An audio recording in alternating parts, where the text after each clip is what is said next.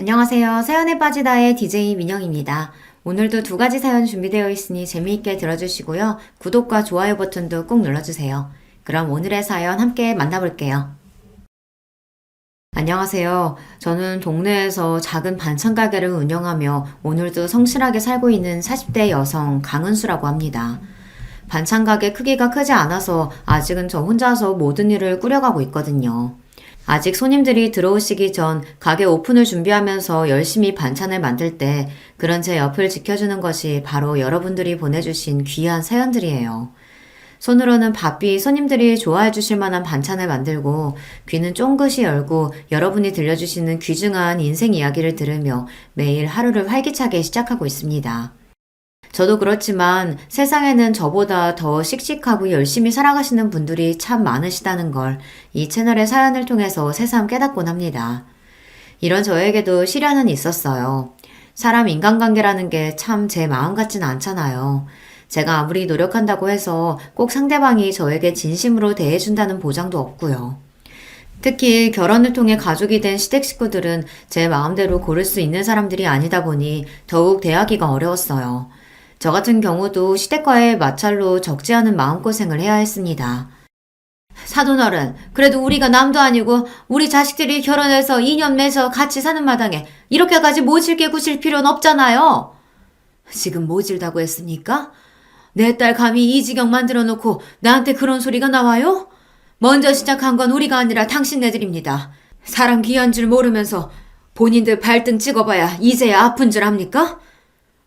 아유, 잘못했습니다. 정말 다시는 안 그럴게요. 그러니까 제발 한 번만 선처를 해주시면. 선처라니? 내 눈에 흙이 들어와도 그런 일은 없다. 내 딸 가슴에 대목 박은 인간들 절대 가만히 안 놔둘 테니 군말 없이 저지른 죄값 다 치르시오.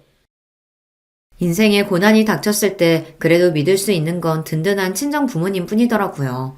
특히나 저희 친정아버지가 아니셨다면 제가 그렇게 그동안의 한을 그리 속 시원하게 풀어낼 수 있었을지 하는 생각이 듭니다. 비록 부모님 가슴에 상처를 남게 해드려 죄송하고 또 죄송한 마음이지만 그럼에도 이런 못난 딸 자식 옆을 끝까지 지켜주신 친정 부모님께는 그저 감사할 따름이에요. 저는 어릴 적부터 일을 시작한 편이에요. 공부에 소질이 별로 없었던 대신에 제가 손재주는 제법 있는 편이었어요. 특히 제 적성에 맞는 건 요리였어요. 그렇다고 해서 무슨 양식이나 베이커리 같은 요리보다는 반찬류나 국, 찌개 같은 한식 반찬을 만드는데 흥미가 있었습니다. 아유, 이런 거야 시집가면 평생 죽을 때까지 해야 되는데 뭘 지금부터 그렇게 고생을 하려고 들어. 하필이면 요리를, 그것도 공부해서 유학이라도 갈 수 있는 양식도 아니고 한식의 재능을 보이는 저를 보고 저희 어머니 걱정이 이만저만이 아니셨습니다.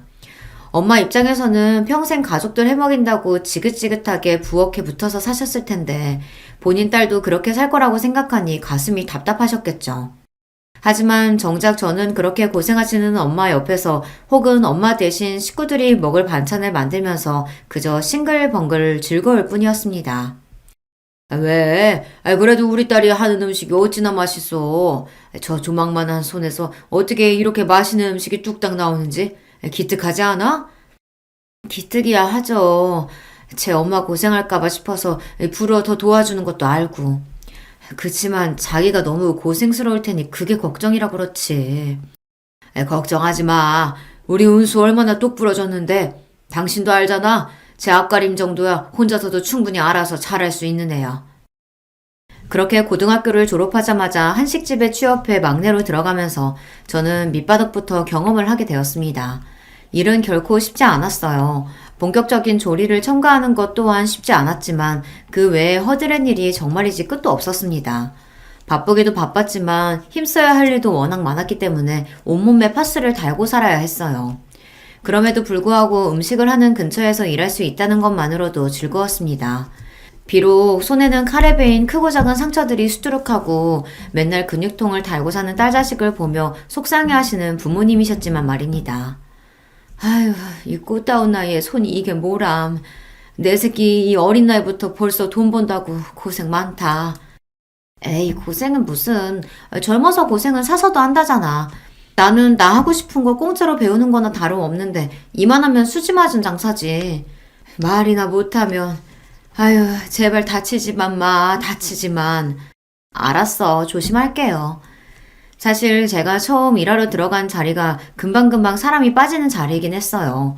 그만큼 노동의 강도도 센 편이고 정말 이 일을 제대로 배워보겠다는 마음가짐을 가진 사람이 아니면 오래 버티기가 힘든 자리였습니다. 그런 자리에서 갓 고등학교 졸업한 제가 악착같이 버티고 있는 걸 보자 늘 엄하기만 하셨던 사수분들도 차츰 제게 정을 주시기 시작했어요. 은수가 우리 막내보다도 어린데 어쩜 이렇게 손이 야무지고 성실한지. 나중에 크게 돼도 정말 크게 될 거야. 두고 보라니까? 그래. 은수가 참 요즘 애들 같지 않지. 이왕이면 우리도 이렇게 성실한 후배한테 하나라도 더 가르치면 보람이 있지. 감사해요. 저 정말 열심히 할게요. 그렇게 딸버린 제게 정을 주시며 아껴주신 선배님들 덕분에 첫 직장에서 제 평생의 밑거름이 될 만한 많은 지식을 배울 수 있었습니다. 지금도 반찬 가게에서 그 레시피를 일부 사용하고 있어요. 그러니 저한테는 은인이나 다름없는 분들이시죠. 취직도 하고 연차도 좀 쌓이고 일하느라 바빠서 돈 쓸 줄도 몰랐던 탓에 월급은 고스란히 통장에 들어 있었습니다. 제 월급이 어느 정도 모이자 엄마가 말씀하셨어요. 하도 쓰는 데가 없으니 버는 족족 모이는구나. 우리 딸이 이렇게 고생해서 번 돈인데 엄마가 다른 건 해줄 거 없고 어떻게든 우리 딸내미 열심히 번 돈 불릴 수 있게 한번 최선을 다해 굴려볼게. 저희 엄마가 재테크에 일가견이 있으신 편이었거든요. 저희 집이 그렇다고 재산이 그렇게 많은 편이 아니다 보니 큰 수익까지는 기대하기 어려웠지만 그래도 엄마가 주식이나 펀드 등으로 투자하신 곳에 실패한 적이 없었어요. 그러니 저도 믿고 맡겼죠. 아무렴 저희 엄마가 제일 귀하게 생각하시는 게 저인데 제 돈 허투루 다루시겠어요? 그런 의심은 해본 적도 없습니다. 엄마가 알아서 잘 굴려줘요. 어차피 나는 재테크라고는 젬병이고 은행에 저금할 줄밖에 모르는데 그러느니 엄마가 굴려주면 나야 고맙지. 그러고는 엄마한테 돈 맡긴 것도 잊어버리고 열심히 일 배우며 성실하게 살아갔습니다. 시간이 흘러 저도 연차가 좀 쌓이다 보니 이제 불 앞에서 몇 가지 음식을 맡게 되기도 하고 일하는 보람도 더더욱 커졌어요. 그것도 나름의 승진이라고 월급도 조금씩 올라서 제가 가치를 인정받는 것 같다 뿌듯했습니다. 남편을 처음 만난 건 제 경력이 5년 차를 넘어갈 무렵이었어요. 평소에 제 사수분들이 워낙 저를 예뻐해 주셨기 때문에 누구에게 말을 꺼내도 제 얘기를 좋게 해주시는 편이었습니다. 진짜 저보다도 더 저를 고평가해 주시는 것 같아 민망하긴 했지만 어쨌든 그건 역시 선배들의 애정이라고 생각하니 기분은 좋더라고요. 남편은 제가 일하던 한식당의 납품업체 직원이었습니다. 저보다 먼저 저에 대한 남편의 호감을 알아챈 선배분들이 은근히 저를 부추기셨습니다. 오대리가 사람이 참 성실하고 괜찮아. 헛짓한 성격도 아니고 은수 너랑은 딱이다 딱. 그렇게 반쯤은 호기심으로 반쯤은 주변의 부추김에 등 떠밀려 남편과 교제를 시작하게 되었습니다. 남편 역시 어려서부터 일을 시작한 사람이었어요. 저 같은 경우에는 제가 하고 싶은 일이 확고해서 그런 거였지만 남편은 사실상 집안 환경 때문에 반쯤 떠밀리듯 사회생활을 시작한 사람이었습니다. 아버지께서 보증을 잘못 써시는 바람에 저희 어렸을 때 집이 한바탕 뒤집어진 적이 있었어요. 빚이 꽤 많은 편이었는데 지금은 어느 정도 정리가 되기는 했지만 그 여파가 무시할 수 없는 수준이라 자라는 내내 넉넉하지는 못한 환경이었어요. 공부를 그렇게 썩 잘하는 편까지는 아니었어도 대학을 못 갈 수준까지는 아니었는데 집에서 대학 학비까지 기대하기는 어려운 형편이었죠. 그러다 보니 지금은 이렇게 일만 하고 있네요. 저야 제 선택에 의해서 대학 진학을 스스로 포기한 거지만 남편 입장에서는 가고 싶음에도 불구하고 환경이 받쳐주질 않아 울음을 삼키고 포기했던 대학이니 아쉬움이 남을 수밖에 없겠다는 생각이 들었습니다. 그래서 제 딴에는 위로의 뜻으로 남편에게 말했어요. 그래도 제 역시 참 대단하네요. 가고 싶었던 대학 환경 때문에 가지 못하게 됐으면 원망하는 마음이 들 수도 있고 부모님께 반항심이 생길 수도 있는데 그거 생산적인 방향으로 돌려서 일찍부터 자기 일을 시작한 거잖아요. 직업에 귀천이 세상에 어디 있겠어요. 제 한 몸 스스로 건사하면서 나쁜 짓 안 하고 성실하게 일하면 무슨 일이든 다 귀한 일인 거죠. 우리 재 역시 참 기특하네. 기특해. 나 참 나같이 별 볼 일 없는 사람한테도 그렇게 이야기해주고 은수씨 마음 씀씀이가 참 고와요. 저랑 몇 살 차이도 나지 않았지만 그래도 몇 년 사회생활을 더 했다고 조금은 사회에 찌든 느낌도 있었던 남편이었습니다. 그런 남편에게 이런 식의 칭찬을 해준 것도 제가 처음이었다고 했습니다. 어쩜 제 자식이 가정 형편 때문에 일이 고생하는데도 부모가 한번 다독여주지도 않았는지 남편이 안쓰러운 마음이었습니다. 만난 지 5년이 넘어갈 무렵 갑작스레 아이가 찾아왔을 때도 당황스럽기는 했지만 불안한 마음이 들지는 않았습니다. 그만큼 제게 단단한 믿음을 준 남편이었으니까요. 오래 만나면서 양가에서도 저희 결혼을 이미 기정사실로 여기고 계셨기에 결혼까지 이르는데 걸릴 만한 것도 없었습니다. 너 배부르기 전에 웨딩드레스 입으려면 빨리 준비해야 돼. 더 미루려고 들지 말고 최대한 빠른 날짜로 잡아. 특히나 시댁에서 무서운 기세로 결혼을 밀어붙이셨습니다. 그런 거 치고는 아들 장가 보내면서 신혼집이나 혼수나 너무 인색하게 군다는 인상을 주는 시어머니긴 하셨지만요. 하지만 남편에게 그동안 들어온 바가 있었으니 솔직히 크게 기대한 건 없었습니다. 우리 집에서 해주는 게 너무 없어서 미안해. 아니야. 애초부터 뭐 그렇게 기대하는 게 있었던 것도 아니고. 이 나이 먹어서 결혼하는 건데 사는 건 우리가 알아서 해결해야지. 그래도 쟤 역시 지금껏 모아둔 거랑 내가 모은 거 합치면 우리 두 사람이랑 아이 지낼 정도의 전셋집 정도는 구할 수 있을 테니까 그것만 해도 얼마나 다행이야. 애초에 시댁에서 금전적인 지원은 바라지도 않았어요. 바란다 한들 뭐 돈 나올 구석이 있는 집이어야 나올 게 있죠. 어차피 기대를 하나 하지 않으나 도움받기는 글렀는데 괜한 기대로 마음 상할 일 만들고 싶지 않았습니다. 그렇게 반반 결혼을 하게 되었죠. 신혼집 전세금으로 들어간 돈도 반반, 가전으로 들어간 돈도 거의 반반이었습니다. 물론 뒤에서 저희 친정 부모님이 제게 따로 챙겨주신 것도 있었어요. 남편 집에서 워낙 해주는 것도 없는데 저희 집에서 먼저 나서기도 남편 입장에서 민망할 수도 있다는 생각이 들어 제가 별 말은 하지 않았지만요. 그래도 내 새끼 시집 보내는데 부모가 돼서 어떻게 아무것도 안 해줘. 이건 아빠가 따로 챙겨주니까 살면서 네가 필요한 일 있으면 주저하지 말고 써. 결혼해서 살다 보면 알게 모르게 돈 들어갈 일 적지 않아. 그럴 때 믿는 구석으로 이거라도 갖고 있으면 좀 나을 거야. 아빠 정말 감사해요. 생각지도 못하게 아빠한테서 제 명의로 된 통장을 하나 받게 되었습니다. 제법 목돈이 들어있었던 통장을 보자 딸내미 시집가서 고생하지 말라는 부모님 마음 씀씀이가 느껴져 마음이 찡해졌습니다. 그리고 말이다 은수야. 이건 네 남편이나 시댁 쪽에는 얘기하지 말어. 그러시면서 엄마가 저한테 통장 하나를 더 내미시더라고요. 그걸 펼쳐보고 제가 얼마나 놀랐는지 몰라요. 거기 찍혀있는 금액이 웬걸 무려 2억이 넘는 돈이었습니다. 엄마, 이 큰 돈이 다 어디서? 놀랄 거 없어. 이거 다 네 돈이야. 네 돈이라고. 제가 직장생활 5년차까지 모은 월급들 다 저희 엄마한테 맡겼다는 얘기는 이미 말씀드렸었죠. 그걸 엄마가 어찌나 살뜰하게도 불리셨는지 거의 원금의 1.5배가 넘는 돈으로 불려놓으신 거예요.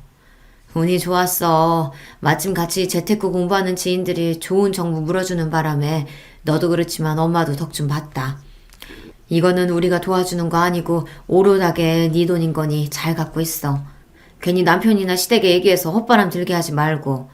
정말 살면서 이 돈 없으면 죽겠다 싶을 때 그럴 때나 써. 알았지? 나 진짜 생각도 못했어. 사실 엄마가 따로 돌려주지 않으셨으면 그대로 잊고 지나갈 수도 있었어요. 그래도 5년을 모은 월급이니 적은 돈은 아니지만 자식이라고 제가 지금까지 크게 해드린 것도 없는데 부모님 드린다고 해도 아깝지 않은 돈이었습니다. 왜 시집가면서 그때까지 번 돈 다 친정에 주고 가는 신부들도 있다고 하잖아요. 그래도 저는 연차 쌓인 이후로 다시 월급 모아놓은 게 꽤 돼서 그걸로 전셋집도 얻고 했으니 그래도 크게 서운하지 않을 거였습니다. 제 입장에서는 정말로 생각지도 못한 횡재였어요. 그렇게 든든하게 믿는 구석 챙기고 시집을 가게 되었죠. 아버지가 주신 돈과 엄마가 불려주신 돈을 합해서 2년 만기 적금으로 묶어두었습니다. 비록 전셋집이긴 해도 남편과 열심히 일해 함께 마련한 집도 있었고 아이 태어나면 이래저래 돈 들 때가 많겠지만 그래도 아직 목돈 들어갈 일이 급하지는 않았으니까요. 아이가 좀 더 크고 만약 아이가 또 생긴다면 지금보다 더 집 넓혀서 이사 가야 하니 그때 쓰더라도 늦지 않다고 생각했죠. 이건 남편에게 얘기를 해야 하나 말아야 하나 잠깐 고민이 되었지만 결혼 전에 친정 부모님께서 신신당부하셨던 말씀이 생각나 말을 삼켰습니다. 어차피 집 살 때 이야기해도 늦지 않을 거라고 생각했어요. 남편과 결혼을 하고 나서 정말로 한 식구가 되고 나니 그제야 시댁 사정을 자세하게 알 수 있게 되었습니다. 시댁에서 그동안 제대로 돈 번 사람이 남편밖에 없다는 건 이미 알고 있었어요. 그렇기 때문에 남편이 시댁 생활에 도움이 많이 되었다는 것 또한 알고 있었습니다. 시아버지는 남편 어릴 때 그렇게 크게 한번 실패하신 이후로는 집안에서 제대로 기도 펴지 못하시고 변변한 돈벌이도 제대로 하지 못하셨다고 하셨어요. 간간히 일이 들어올 때 일용직이나 짧게 일을 하시곤 했지만 정기적으로 일을 하시는 게 아니었기 때문에 늘 생활이 쪼들릴 수밖에 없었죠. 남편이 좀 더 공부하고 싶은 마음에도 눈물을 삼키며 취업 전선에 뛰어들어야 했던 것도 바로 그런 이유 때문이었습니다. 그러면 어머님은 따로 일하신 적이 없어? 어머니도 나 학교 다니고 할 때는 간간히 부업 같은 건 하셨어도 제대로 된 일 해보신 적은 없어. 당신 부모님들 열심히 사시는 거에 비하면 내가 참 당신한테 이런 이야기 하는 게 부끄럽다. 무슨 그런 소리라고 있어. 사정 모르고 결혼한 것도 아니고. 자기 본가 얘기가 나올 때마다 제 앞에서 주눅이 드는 남편이었어요. 자기 잘못도 아니고 그런 가족도 가족이라고 어떻게든 건사하겠다고 피땀을 흘리며 열심히 살아온 남편이었습니다. 제게 고개 숙일 이유가 하나도 없는데도 위축된 남편 모습이 가슴이 아팠어요. 한편으로는 아무리 사는 게 힘들어도 그렇지 자식을 둘씩이나 세상에 내어놓고는 부모로서의 책임도 제대로 지지 않는 시아버지나 시어머니가 조금은 원망스러운 마음도 들었습니다. 하지만 괜히 저까지 이런 이야기를 보태지는 않았어요. 가뜩이나 시댁 식구들 만날 일 있을 때마다 제게 미안해하는 남편에게 마음의 짐만 더 지어주는 꼴이 될 것 같았어요. 그래서 시댁에 대한 불만을 애써 삼켰습니다. 남편 밑으로는 나이 터울이 조금 나는 여동생이 하나 있어요. 제 입장에서는 시누이인 셈이죠. 저희 남편이 이렇듯 평생 어린 나이부터 자기 가족을 부양해야 한다는 무거운 짐에 짓눌려 살아온 것과는 달리 시누이는 본인 어머니 사랑을 독차지하며 자랐습니다. 좋게 말하면 명랑한 아가씨인 거고 있는 그대로 말하면 철딱서니가 좀 없었죠. 저희 결혼할 때만 해도 그래요. 엄마, 원래 형제들 결혼하면 혼수로 명품 가방 같은 거 하나씩 해주고 그러는 거 아니야? 가만히 있어. 시어머니 옆에서 쏙닥거리는 시누이였지만 그렇다고 그게 제 귀에 들리지 않을 정도는 아니었어요. 불어 저 있는 앞에서 들릴 듯 말 듯한 목소리로 말하는 것 자체가 저한테 바라는 바가 있었다는 거겠죠. 하지만 저희는 양가 집안 손 벌리지 않고 저희 힘으로 결혼과 관련된 모든 전반적인 준비를 해결하겠다고 공언을 한 상태였어요. 그렇기 때문에 양가 예단을 비롯한 자잘하게 들어갈 것들은 모조리 생략하기로 합의가 되어 있었습니다. 물론 그렇다고 해도 결혼하는 마당에 양쪽 부모님한테 아무것도 안 할 수는 없어서 부모님 포함 시누이까지 결혼식 날 입을 만한 좋은 옷 한 벌씩은 이미 다 해드린 참이었습니다. 저도 솔직히 어이가 없었지만 저보다는 제 옆에서 시누이 하는 꼴을 본 남편이 더 화를 냈습니다. 아무리 철이 없기로 서니 집안 형편 뻔히 알면서 명품 가방 소리가 대체 어디서 나오는 거야? 저희끼리 남은 자리에서 평소 성격답지 않게 흥분하는 남편을 도리어 제가 달래야 했어요. 너무 그러지 마. 아직 나이도 어리고 이것저것 꾸미고 싶기도 할 나이잖아. 아직 결혼할 나이도 아니고 주변에 결혼한 사람도 없을 테니 대충 들은 소리 가지고 잘 몰라서 저러는 걸 거야. 모르든 말든 자기가 우리 결혼에 하는 게 뭐가 있다고 당신한테 그런 요구를 해. 지금까지 저 키운다고 내가 뼈 빠지게 벌어다 바친 것만 해도 얼만데. 다소 억울하게까지 들리는 남편 말이었어요. 하긴 부모라는 사람들이 제대로 자식 부양을 하지 않았는데 그거 결국 다 누구 몫이었겠습니까? 원하든 원치 않든 그래도 가족들 굶겨 죽일 수는 없으니 남편이 매달 갖다 준 생활비로 컸을 거 아니에요. 그거 생각하면 남편한테 고마워해도 모자랄 판에 솔직히 염치가 없는 소리가 맞긴 맞았죠. 지금까지야 그래도 한 집에 사는 가족이라고 좋든 싫든 그래도 나 낳아준 사람들이니까 이러고 살았다곤 하지만 나 앞으로는 절대 이렇게 안 살아. 지금까지 이런 꼴 본 거는 나 하나만으로 충분해. 당신이랑 살면서 나 당신까지 저런 꼴 보게 절대로 안 할 거야. 결혼해서 새 가정 이룬 이상 나한테 가족은 당신이랑 당신 뱃속에 있는 콩알이뿐이야. 내가 내 의지로 직접 선택한 가족들이 앞으로 내 인생의 1순위라고. 그러니까 당신도 시댁 식구들이 하는 말이라고 중간에서 난처해하지 말고 혹시나 나 몰래 말도 안 되는 요구하거나 하면 꼭 나한테 말해야 돼. 알았지? 알았어. 알았대도. 남편이 결혼 전부터 이렇게 당부한 게 한두 번이 아니었어요. 남편이 저렇게까지 저를 단속을 하는 걸 보면 시댁 식구들도 참 어지간하겠다 하는 생각이 들어 걱정스럽긴 했습니다. 하지만 워낙 남편이 그동안 저를 철통처럼 보호하는 바람에 제가 직접적으로 시댁 식구들 앞에 곤란한 일은 그리 많지는 않았습니다. 솔직히 그리 마음에 드는 시댁 식구들이라고 하긴 어려웠죠. 하지만 누가 뭐래도 남편이 제 편이고 저렇게 자기 본가 가족들이 제 아내 불편하게 만들까봐 신경을 곤두세우는 사람인데 제가 저 사람 말을 믿지 누구 말을 믿겠어요. 그렇게 저희가 결혼하고 시간은 빠르게 흘러갔습니다. 조금 이르게 저희 부부에게 찾아왔던 뱃속에 있던 아이도 태어났어요. 그리고 저 역시 다시 직장으로 빠르게 복귀했습니다. 아이 낳은 지 얼마 되지도 않아서 제가 그렇게 좋아하던 일터로 다시 돌아갈 수 있었던 건 친정 부모님들 도움 덕이 8할 이상이었어요. 엄마, 내가 돌보미 분 구한다니까 그러네. 돌보미 분 구하는 건 구하는 거고, 구해진다고 하더라도 그분이 24시간 돌봐줄 수는 없는 거잖아. 너 일하면서 밤에 잠도 제대로 못 자고 직장에서 절대로 못 버텨. 군소리 하지 말고 엄마가 도와준다고 할 때 그냥 그러려니 해. 그렇게 염치도 없이 친정어머니 도움을 받아가며 초보 엄마 아빠 생활을 시작하게 되었습니다. 장모님께 감사해서 어째. 우리 세윤이 모신다고 매일같이 여기까지 들리시는 것도 보통 일이 아닐 텐데. 내가 장모님 장인어른께 정말 염치가 없다. 이거 이번에 성과금 받은 건데 장인 장모님 보약이라도 한 채 지어드리자. 당신 저번에 어머님이 돈 부탁하셔서 해드리는 바람에 이번 달 용돈도 부족하지 않아? 아무리 부족해도 사람이 할 도리는 하고 살아야지. 괜찮아. 이런 데 쓰려고 버는 돈인데 뭐. 고마워 여보. 저보다도 저희 남편이 더 살뜰하게 저희 친정 부모님을 챙겼습니다. 결혼 이후로 남편이 저희 친정 부모님에 대해 정서적 거리가 많이 좁혀진 것 같았어요. 저희 연애할 때도 남편이 부모님께 잘하긴 했는데요. 그래도 결혼 이후로는 태도가 더욱 호의적으로 바뀌었습니다. 제 생각에는 아무래도 자기 본가 식구들하고 저희 친정 부모님이 비교가 많이 됐던 것 같아요. 남편이 결혼할 때부터 이제 가정 이루고 나면 생활비 같은 것도 예전처럼 많이 못 도와드린다고 시댁에 단단히 못을 박아두었어요.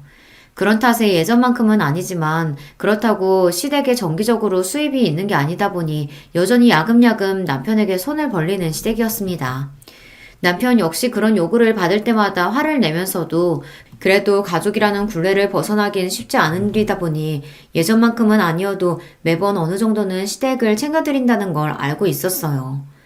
그러면서도 저한테 따로 도움을 요청하거나 혹은 시댁에서 저한테 따로 돈을 요구하지 못하도록 신경을 쓰는 남편이었습니다. 반면 그런 시댁과는 다르게 저희 친정에서는 저희 결혼 이후로 항상 뭐라도 보탬이 될 건 없을까 늘 저희에게 신경을 쓰셨습니다. 거기다 아이까지 봐주고 계셨으니 남편 입장에서는 얼마나 비교가 됐겠어요.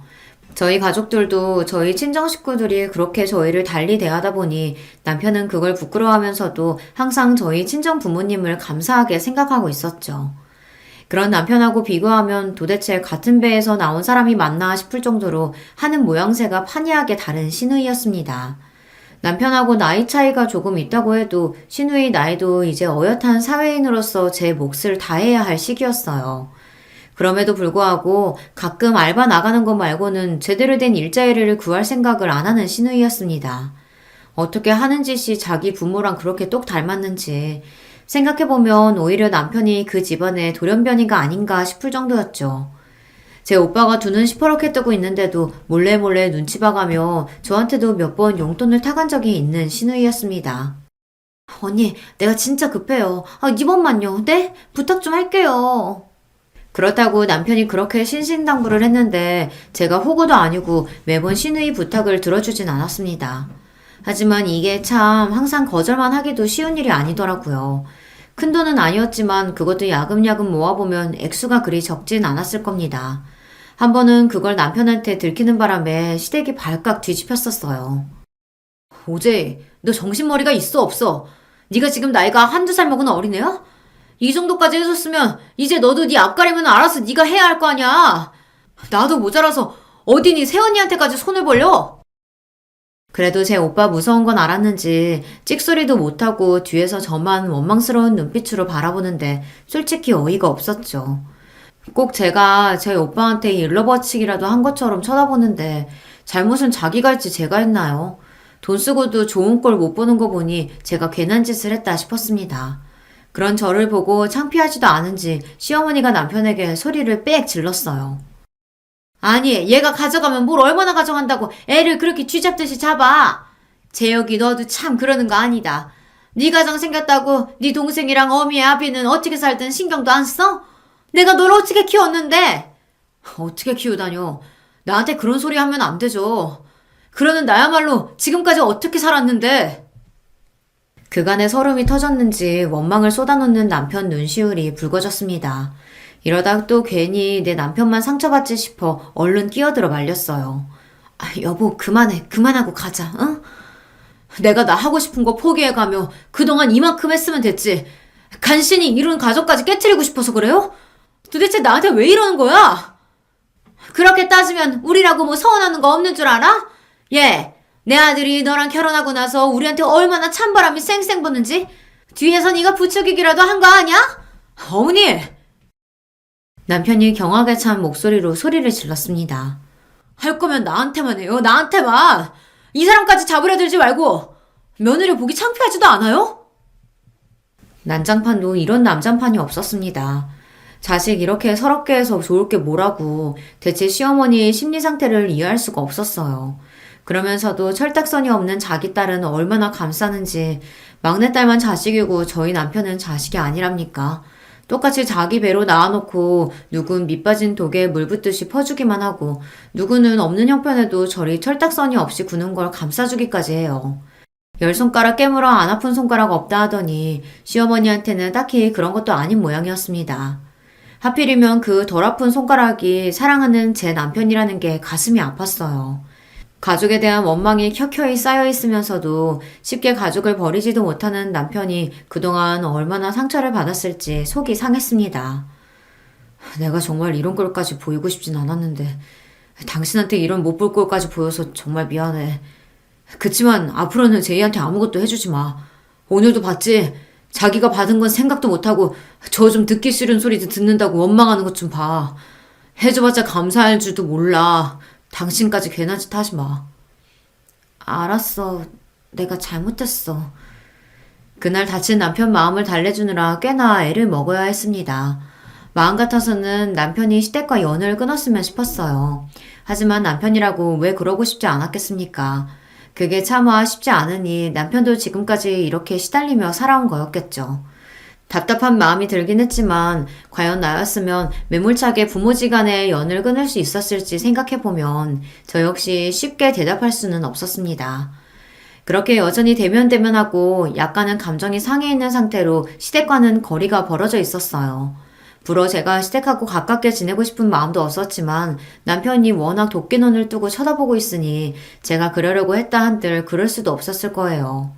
그러던 와중에 뜻밖의 소식이 들려왔습니다. 바로 신우이의 결혼 소식이었어요. 아니 아가씨 어쩌려고? 지금까지 변변하게 일해놓은 것도 없고 당연히 모아놓은 돈도 없는데 무슨 돈으로 결혼을 하겠다는 거야? 제이 걔 애 가졌다더라. 뭐? 그러니까 신우이도 혼전 임신을 했다는 겁니다. 더 기가 막히는 건 신우이의 남편이 될 사람도 일정한 직업이 없다는 거였어요. 대번에 걱정부터 되더라고요. 솔직히 신우이가 잘 살든 말든 그거 자체는 그렇게 신경 쓰이지 않았어요. 그만큼 정이 있었던 것도 아니었고요. 하지만 그리 귀하게 여기는 신우이 반지 앞 월세방에서 신혼살림 시작하게 생겼는데 시어머니가 어디 가만히 있겠습니까? 결국은 제 남편을 들들 볶으려 들 텐데 그 생각을 하니 골이 깨지는 기분이었습니다.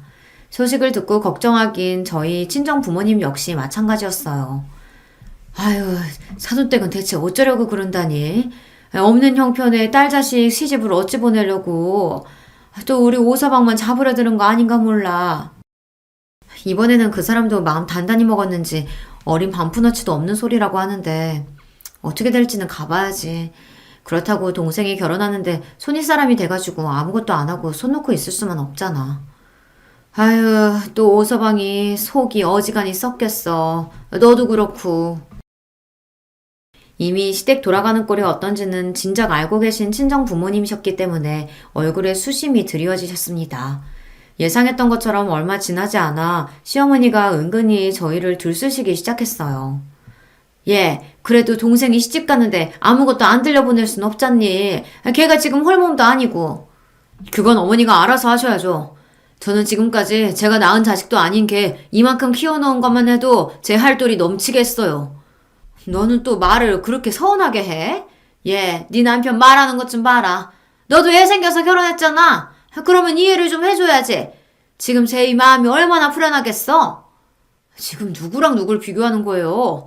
이 사람은 어릴 적부터 열심히 일하면서 자기 앞가림 똑부러지게 한 사람이에요. 쥐뿔 가진 것도 없으면서 덜컥 애부터 생겨서 제 오빠한테 살림살이 내놓으라고 하는 애랑 비교를 해요? 그렇게 딸 자식이 안쓰러우면 부모인 어머니가 해결하세요.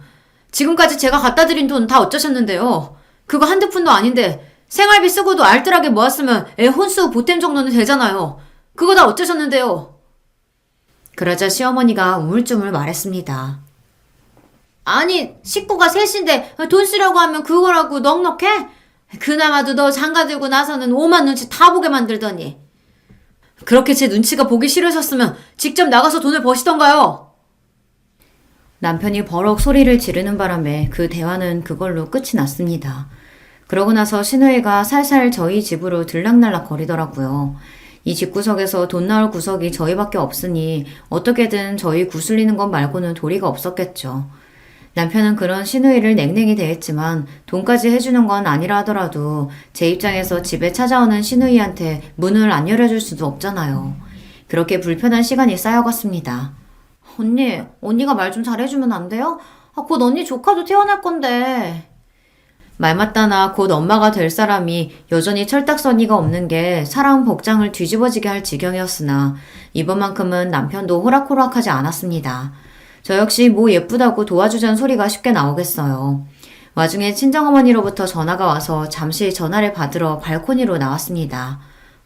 엄마 왜요?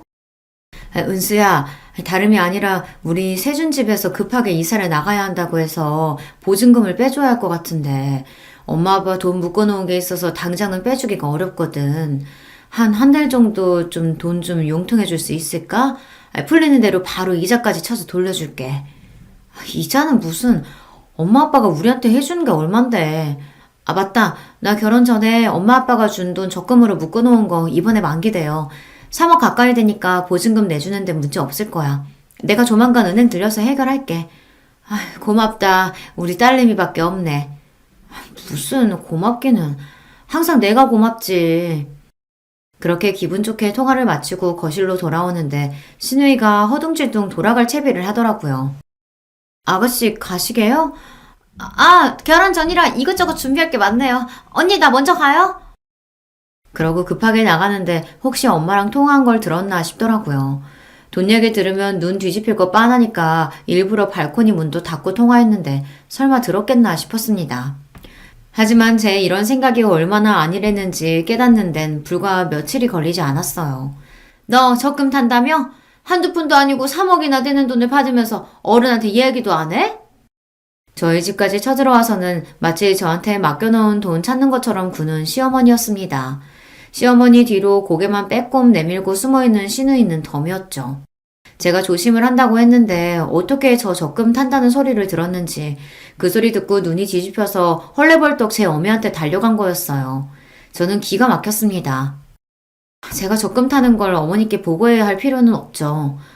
얘 말하는 것 좀 봐. 어떻게 그럴 필요가 없어. 그게 다 내 아들 돈일 텐데. 저도 모르게 너무 기가 차서 헛웃음이 나왔습니다. 이게 왜 그 사람 돈이에요? 이거 제가 결혼 전에 모은 돈이에요. 그 사람하고 같이 모은 돈이라고 한들 어머니가 이렇게 맡겨놓은 돈이라도 된 것처럼 하실 권리는 없지만 결혼 이후로 모은 돈은 한 푼도 들어가지 않은 순전히 100% 제 돈이라는 말씀이에요. 그동안 제가 열심히 일하면서 모은 거 저희 부모님이 열심히 불려주신 제 돈이에요. 그 말을 듣는 순간 책 잡을 거리가 떨어져서인지 멈춰서서 당황해하는 시어머니였습니다. 하지만 이내 다시 뻔뻔하게 저에게 외쳤어요. 그래도 우리 집에 시집 왔으면 그것도 다 우리 재산인 거지. 너 그 돈 좀 써야겠다. 제가 너무 어이가 없어서 대꾸도 못하고 경악한 표정으로 쳐다보고 있자 시어머니가 또다시 뻔뻔하게 입을 열었습니다. 넌 네 시누이가 결혼하는 거 뻔히 알면서 그 큰 돈을 타서 입 싹 씻고 넘어가려고 했어? 니들이 안 해주면 얘 홀몸도 아닌데 길바닥에 나앉게 생겼어. 어떻게 오랍이고 올케라는 인간이고 이렇게 매정할 수가 있는지. 아휴, 애 신혼집이라도 좀 해주게. 그 적금 타면 나한테 가지고 와라. 이쯤 되니까 저도 좋은 말로 해서는 안 되겠더라고요. 결혼 후 처음으로 시어머니 앞에서 큰 소리를 쳤습니다. 제가 왜 그걸 가지고 가요? 어머님이 저 이 돈 모으는데 단 한 푼이라도 도와주신 거 있으세요? 무슨 권리로 저한테 돈을 내놔라 마라 하시는 거예요? 정말 창피하지도 않으세요? 지금까지 제 남편이나 저한테 야금야금 가져간 돈만 해도 적지 않은 액수인데 이제는 아무 상관도 없는 제 돈까지 욕심내세요? 바락바락 대드는 제 목소리에 시어머니 얼굴이 불그락 푸르락 변했습니다. 그러더니 손바닥을 확 쳐들어 제 뺨을 내리쳤어요. 저도 너무 놀라서 온몸이 덜덜 떨렸습니다. 그렇게 정신을 차리지 못하는 저에게 시어머니가 미친 여자처럼 소리를 질렀어요. 감히 어디서 시애미 앞에서 소리를 치고 있어? 너니 친정에서 그따위로 가르쳤니? 이게 돈 몇 푼 가지고 유세를 떨어도 유분수지? 야! 너 그렇게 잘났어? 내 아들이 네 편 좀 들어주니까 아주 세상에 무서운 게 없지? 내가 진작 네 버릇을 고쳐놨어야 하는 건데 어른 무서운 줄도 모르고 감히? 사람이 너무 화가 나니까 오히려 말문이 턱턱 막히더라고요. 그런 제 꼴을 보고 제 어미 뒤에 숨어있던 시누이가 슬그머니 제 엄마를 부추겼습니다. 아, 엄마, 이쯤 했으면 언니도 알아들었겠지. 그쵸? 언니가 하도 집안 어른 무서운 줄도 모르니까 엄마도 얼마나 마음이 상하셨겠어요. 엄마, 그만하고 가자. 언니도 이만하면 엄마 뜻 잘 알아들었을 거야. 언니, 그러면 은행 갔다 와서 연락 줘요. 네? 그러고는 제 엄마를 끌고 가는데 저한테 감히 손찌검을 한 시어머니도 시어머니지만 저 돈 있다는 걸 알고 지 어미까지 끌고 와서 감히 제 돈으로 시집가기 전에 한 미쳐 뽑으려드는 저 시누이란 인간도 그만 잡아 죽이고 싶어졌습니다. 그 두 인간이 폭풍처럼 휘몰아친 자리에서 차마 눈물조차 터트리지 못하고 부들부들 떨며 서 있었어요. 얘 은수야, 너 왜 그러고 섰어? 어머, 얘 얼굴이 왜 이래? 저희 아이 봐주러 오셨다가 뺨을 맞아 엉망으로 부은 채로 넋을 빼놓고 서 있는 저를 보고 친정 부모님께서 기함을 하셨습니다. 아버지께서 간혹 주중에 쉬시는 날에는 어머니와 함께 아이를 봐주시곤 하셨는데 마침 그날이 그랬던 거예요. 뭐야, 누가 이랬어? 감히 내 딸 얼굴을 누가 이 지경으로 만들었어, 어? 그제야 서름에 눈물이 뚝뚝 떨어지기 시작했습니다. 이내 제 작은 울음소리는 오열로 변해갔어요. 그렇게 한참을 엄마 아빠 품에 안겨 한참을 펑펑 울고 난 다음에 일의 자초지종을 말씀드렸습니다. 이 미친 옆에 내가 감히 나 아버지 귀한 딸 얼굴을 이따위로 만들어? 내 이 옆에 내를 그냥...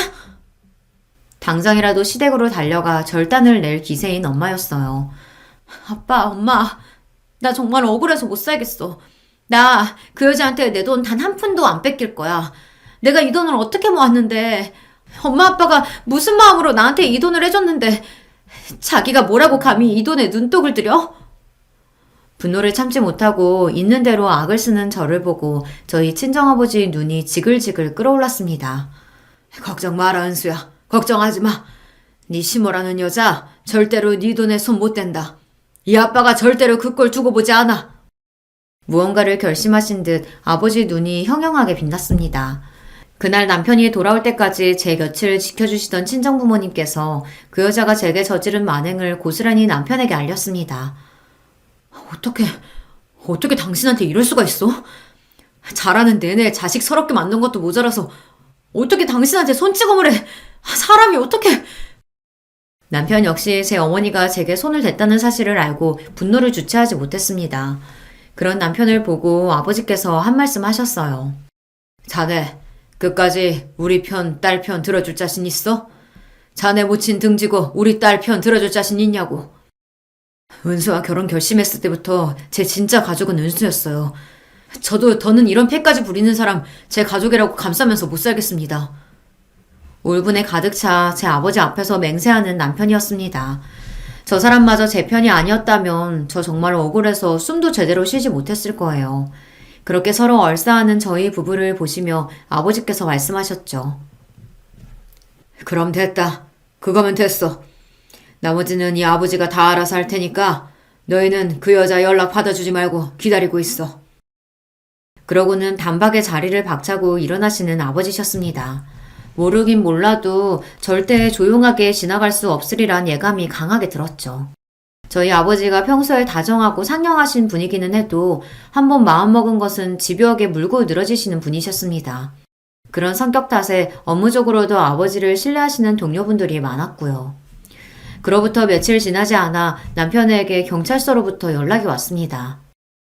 네? 저희 어머니가요? 올 것이 오고야 말았구나 하고 생각했어요.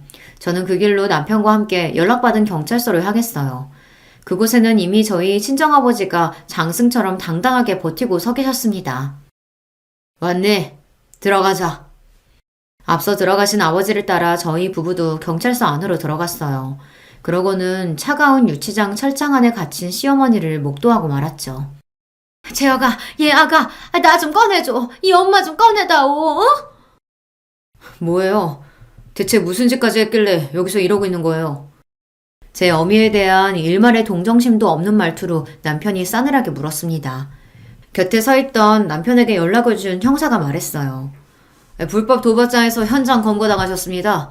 여기 들어오면서부터 얼마나 시끄럽게 난리를 치던지 아주 정신이 없어 죽겠어요. 그 말에 남편 눈이 획 돌아버렸습니다. 도박? 지금 도박이라고 했어요? 평생 아들 등골 빼먹으며 살더니 그동안 갖다 준 돈으로 도박까지 했단 말이야? 정말 제정신이야? 아무리 남편이 결혼 이후로 시댁에 보내는 돈이 줄었다고 하더라도 절약해서 아껴 쓰면 새 식구 입에 풀칠하지 못할 정도의 돈은 아니었습니다. 항상 돈 없다고 죽는 소리를 해서 대체 살림을 어떻게 하나 싶었는데 그거 야금야금 빼다가 도박까지 하고 있었던 거죠. 아니, 나는 얼마 하지도 않았어. 내가 그럴 돈이 나 있어? 그저 사는 거 팍팍하고 웃을 일 없으니까 차투리 돈 조금 남은 거 가지고 몇 번 기운 뗀 거밖에 없어. 정말이야. 무슨 판돈은 적어도 도박장을 제 집처럼 드나든다는 증언을 한 사람이 한둘이 아니에요. 형사가 코웃음을 쳤습니다. 그러더니 저와 남편을 안쓰럽다는 듯 바라보고 그러시더라고요. 도박은 죽은 자식이 와도 못 고쳐요. 남은 가족들이라도 멀쩡하게 살고 싶으면 이만 끊어내는 게 신상에 이로울 겁니다. 그러더니 혀를 찢차며 다른 용의자에게 건너가셨습니다. 여전히 철장을 양손으로 부여주고 덜덜 떨고 있는 시어머니 앞으로 저희 아버지께서 척 가서 서셨습니다. 꼴 좋네요. 남의 집 귀한 딸 얼굴을 그렇게 패서 뭉개놓더니 내 귀한 딸 그렇게 업신여기고 아무 일 없이 지나갈 수 있을 줄 알았습니까? 분노에 찬 아버지 목소리가 쩌렁쩌렁 울렸습니다. 그런 저희 아버지를 보고 시어머니가 통 사정을 하기 시작했어요. 사돈어른, 제발 저 좀 도와주세요. 사돈어른은 높으신 양반들하고 일하시니까 이런 것 좀 쉽게 빼주실 수 있잖아요. 네? 그러자 아버지께서 코웃음을 치셨습니다. 내가 미쳤다고 당신을 풀어줍니까? 내 새끼 얼굴에 손찌검하고 마음에 생채기 입힌 당신 같은 쓰레기를. 애초에 댁이 지금 왜 여기에 들어있다고 생각합니까? 아버지 말을 듣는 시어머니 얼굴이 점점 창백하게 질려갔습니다. 예, 저희 아버지는 검찰 수사관으로 30년째 근속 중이셨어요. 범죄와 관련된 일을 파고드는 데는 물독처럼 집요하게 물고 늘어지시는 아버지 입장에서 시어머니의 추악한 행태에 하나 찾아내는 것쯤은 일도 아니셨을 겁니다. 내 딸, 내 사위 등쳐먹은 돈으로 도방장까지 들어드는 걸 알았을 때 내가 당신 잡아 죽이지 못해 피가 거꾸로 솟는 줄 알았어. 그런데 뭐? 풀어줘? 선처를 해줘? 정말 기도 안 차서. 사돈어른, 제가 정말 잘못했습니다. 제가 그때 잠깐 돌았었나 봐요. 정작 사과해야 할 저는 쳐다보지도 않고 저희 아버지한테만 개처럼 빌고 있는 시어머니를 보니 저도 분통이 터졌습니다. 잠깐 돌아서 그랬다고? 이봐요. 댁은 내가 알고 있는 한 항상 돌아 있었어. 제 속으로 낳은 제 자식 평생을 마음 춥게 만든 것도 모자라서 언강생심 며느리가 결혼 전에 모은 돈까지 탐을 내? 그것도 뻔뻔하게 짝이 없는 제 딸년 신혼집 해주겠다고? 내 남편이 도대체 당신한테 뭘 그렇게 잘못했어? 당신이 그러고도 사람이야? 남편 역시 더는 시어머니를 사람 대접하지 않았습니다. 설마하니 우리가 여기서 당신 빼내줄 거라고 기대는 하지 말아요. 감히 내 아내한테 손댄 그 순간부터 나는 이제 어머니는 없습니다. 내 가족 해치려던 인간들과는 이대로 영영 인연 끊을 거란 소리입니다. 아시겠어요? 그 길로 저희는 시댁과 모든 연을 끊었습니다. 더는 사고 수습해줄 멀쩡한 자식이 없으니 유치장에서 몸 갈려가며 한참을 고생한 시어머니였습니다. 이 지경이 되어서야 겨우 내 남편 저런 인간들에게서 풀려났다 생각하니 그것만으로도 다행이라 생각하기로 했어요. 쥐뿔 가진 것 없는 시누이가 결혼식도 못 올리고 제 남편과 쪽방살이를 한다고 할 때도 본인 주제에는 그것도 넘친다 싶었죠. 결혼해서 얼마 같이 살지도 못하고 이혼당했다고 했을 때도 그러려니 했습니다. 애초에 누군가와 가정을 이루고 살아갈 정신머리가 안 되는 여자였어요. 이 모든 사달의 시발점이 된 제 적금은 제 오랜 꿈이었던 저만의 가게를 마련하는 데 썼습니다. 이야기 시작할 때 말씀드렸던 바로 제 반찬 가게이죠. 아침마다 저를 차로 출근시켜주는 남편과는 여전히 다복하게 잘 지내고 있습니다. 이제야 저희 가정도 제자리를 찾은 기분이에요. 오늘 제가 들려드릴 이야기는 여기까지입니다. 여러분들도 가족분들과 좋은 하루 되시길 바라며 이야기를 마치겠습니다. 감사합니다. 안녕하세요. 저는 경기도에 살고 있는 60대 후반 할아버지입니다. 요즘은 뭐 그 정도 나이면 한창인 나이다 라고들 하는데 저는 젊은 시절에 고생을 좀 많이 해서 그런가 원래 나이보다 더 들여 보여서 정말 할아버지 같아요. 고생한 이야기를 간단하게 좀 하자면 아내가 둘째를 낳다가 난산으로 세상을 일찍 두고 두 딸을 혼자 키워왔습니다. 아이들을 위해서라도 새엄마가 필요한가 싶었던 적도 많았지만 그때는 새장가를 들면 새부인이 저희 아이들을 괴롭힐 것 같은 생각이 들었어요. 왜냐면 저도 사실 어릴 적 어머니가 집을 나가시고 새로 들어오신 어머님이 저에게 좋게 해주시진 않았었거든요. 그거에 대한 좋지 않은 기억이 있습니다. 그래서 혼자 아이들을 키웠어요. 물론 먼저 간 아내에게 미안해서 새로운 사람을 만나기 힘들었던 것도 이유 중에 하나입니다. 그 시절에 흔치 않은 연애 결혼이었거든요. 아이들은 너무나 고맙게도 건강하게 잘 자라주었습니다. 그리고 저에게 참 잘하는 효녀들이었어요. 엄마 없이 컸다는 것에 대한 불만이나 그늘이 있을 법도 한데 전혀 그렇지 않았습니다. 아빠, 혼자 애 둘을 키운다는 게 얼마나 힘든 건지 내가 결혼하고 아이를 낳아보니 더 잘 알겠더라. 첫째 아이는 결혼을 하고 아이를 낳고 나서는 저에게 고맙다 이야기하며 정말 펑펑 울었습니다. 저는 그 마음이 너무 고마웠고요. 젊은 시절부터 안 해본 일 없이 다 해가며 고생한 덕에 여기저기 아는 사람들이 참 많았고 그런 사람들의 덕을 많이 보며 살았습니다. 아이들을 혼자 키운다고 여기저기서 반찬도 많이 해주고 또 아이도 봐주시는 분들도 많았고요. 물론 저도 받고만 살았던 건 아닙니다. 도울 일이 있으면 언제나 제일 먼저 뛰어가서 도왔어요. 한 번은 옆집에 살던 친한 아우의 집에 갔다가 그 친구의 목숨을 살려준 일도 있었습니다. 심근경색으로 쓰러진 걸 제가 빨리 발견해서 살려냈었거든요. 병원에 도착해서 치료를 받는데 의료진들이 정말 2, 3분만 더 늦게 왔어도 큰일 났었을 거라고 하더군요. 다행스럽게도 그 아우는 별일 없이 회복했고 그 집안 사람들은 저를 정말 은인으로 생각했어요. 형님, 정말 제가 평생의 은인으로 모시고 이 빚은 정말 두고두고 갚겠습니다. 그 아우는 원래 참 부지런하고 열심히 사는 친구였는데 그런 사람들이 언제나 성공을 하잖아요. 그 아우도 크게 성공해서 지금은 저희 지역에서는 모르는 사람이 없는 중견기업을 운영 중입니다. 한 그룹의 사주가 된 거죠.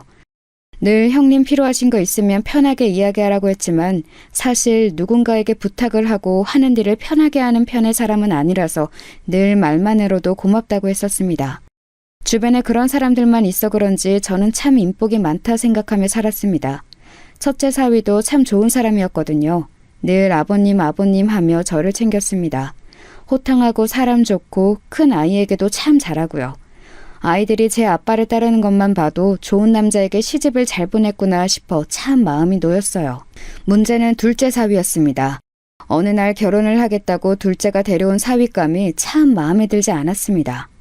무엇보다 딸아이에게 막대하는 것 같은 그 태도가 마음에 들지 않았어요. 어른 어려운 줄 몰라 하고 말도 생각나는 대로 다 뱉는 그 성격도 말입니다.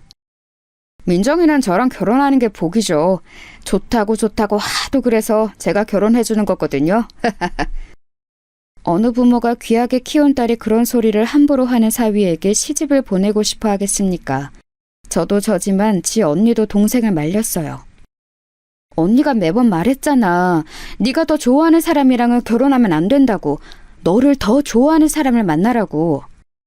근데 나는 저 사람이랑 결혼하고 싶어. 내가 좋아하는 사람이랑 사는 게 행복한 거지. 좋아하지도 않는 사람이랑 결혼을 왜 해? 둘째는 정말 막무가내였어요. 분명히 고생할 게 뻔해 보였기 때문에 저와 큰아이가 번갈아가며 타이르려 했지만 소용없었습니다. 그럼 연애를 좀 더 해보고 결혼을 하는 게 어떻겠니? 그러다 저 사람이 마음 바뀌면 어떡해? 지금도 내가 졸라서 하자고 하는 건데. 그니까 그건 졸라서 하는 결혼은 하는 게 아니라니까.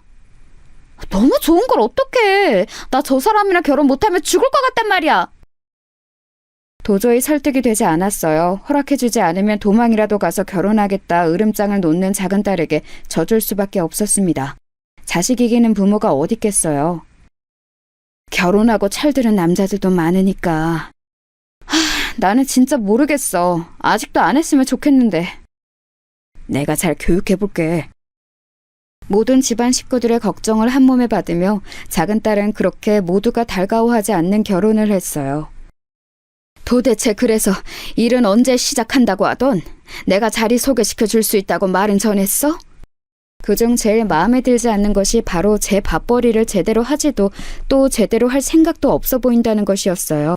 작은 딸이 혼자 벌어 집안 생활을 책임졌습니다. 그럼에도 불구하고 자기 남편에게 큰 소리 한번 제대로 못하는 것 같아 보였어요.